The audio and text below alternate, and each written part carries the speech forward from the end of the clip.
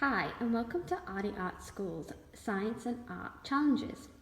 This one is shaving foam cream art, and we're going to marble and make some really beautiful textures and some really great art. So first thing we need to do is use some shaving foam. Okay, give it a really good shake, and then we're just going to put all the shaving foam onto the tray. Okay, nice layer of shaving foam, back and forward. Keep going, it's all laid. Okay, yeah, go back over if you want. There we go. Awesome. Then what we're going to do is you can just use a spoon and you just start to flatten it out a little bit. Just give it a little bit of a flattening out. Okay, just it's just a bit more. There we go. Right, okay, this is the fun part. So we're going to use different coloured food colouring. You can use paint if you want to, or watercolour, watered down. I just think food colouring is really great because it gives you a really rich, deep colour. Scoop a little bit of the food colouring and just start to sprinkle it on there. So you just start to build up the colour on your shaving foam. Splat, splat, splat. Splat, splat, splat, more colour. There we go. And give it lots of, wow, beautiful. Alright, go on to your next colour. A bit of red in there. Splat, splat, splat, splat. It's also good fun to do.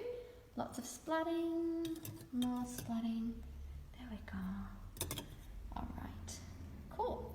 Now I'm going to add a bit of yellow. So get a bit of yellow in the gaps. Okay, a bit of yellow.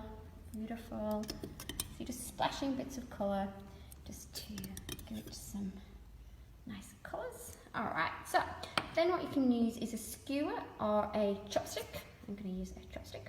And you're just going to marble the colours. And so you're just going to go back and forward, sort of in this type of motion. Just back and forward.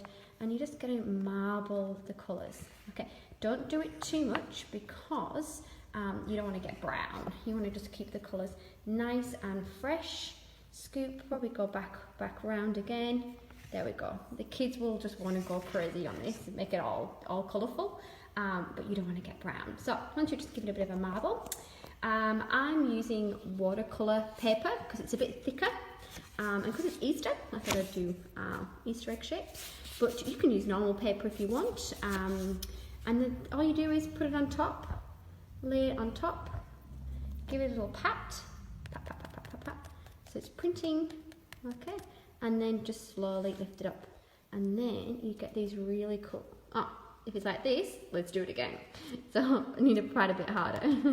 pat, give it a little squish then, a bit more squish. Okay, and then you should get some patterns happening like that. Cool. Let that dry, and then the colours will dye the paper. So have a few goes. You can cut out any shape of these that you want. You can do stars or hearts or planets. Oh yeah, space planets would be really cool. Give it a good thing, and you just can keep going. Oh, look at that one.